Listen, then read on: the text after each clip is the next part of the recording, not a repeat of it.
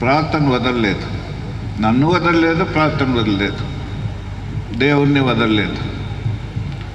ఆమె ఎన్ని కష్టాలకు గురైందంటే, నా సొంత బాడీ గార్డ్స్ నరహంతకులు ఉండేవాళ్ళు, నా భార్యను బాగా హింసించేవాడిని. వాళ్ళకి ఎందుకు కోపం వచ్చిందో కానీ ఒక ఆయన నేను బయట కూర్చొని ఇంటి ముందర ఒక దినం వచ్చి, సార్ నీతో మాట్లాడాలన్నాడు. ఏంట్రా అంటే కూర్చున్నాడు, కింద కూర్చొని నువ్వు అంటే నీ భార్యను చంపేస్తాను అన్నాడు. వద్దురా అన్నాను. ఊరుకుండలేదు.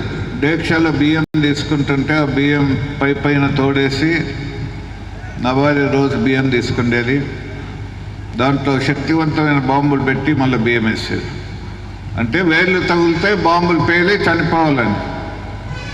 అయితే పనేమ ద్వారా అక్కడ బాంబులు ఉన్నట్టు నా భార్యకు బయలుపరచబడి, ఎవరు బాంబులతో చంపాలని అనుకున్నాడు, ఆయనకు సివియర్ స్టమక్ ఏక్ వచ్చి ఆయన చనిపోయాడు.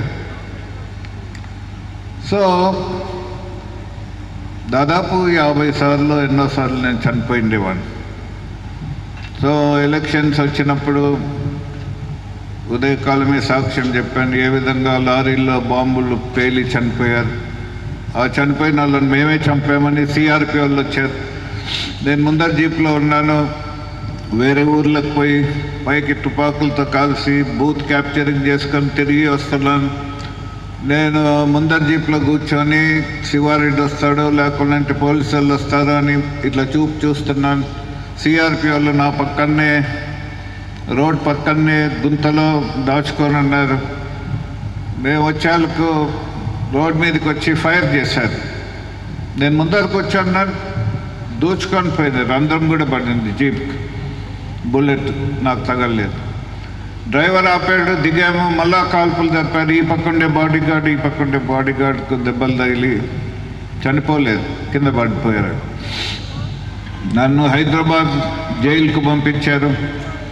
నేషనల్ సెక్యూరిటీ యాక్ట్ కింద 1 సంవత్సరం రోజులు పైగా ఉన్నాను.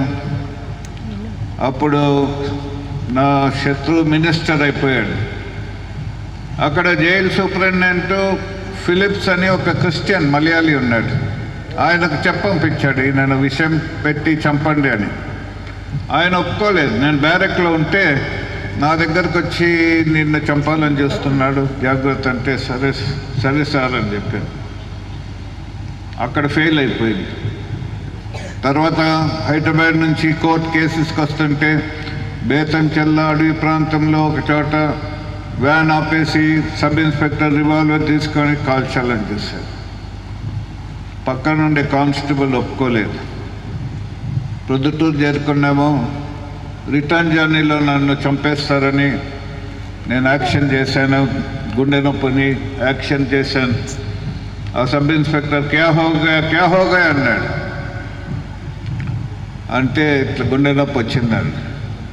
కర్నూలు దాటుకొని పోతున్నాం, చీకటి పడిపోయింది. చీకటి పడిపోతే ఇంకా నన్ను చంపేస్తారేమో అనుకునే సమయంలో ఆ సబ్ ఇన్స్పెక్టర్ హాస్పిటల్ తిప్పాడు. హాస్పిటల్లో రూల్ ప్రకారం అడ్మిట్ చేశారు.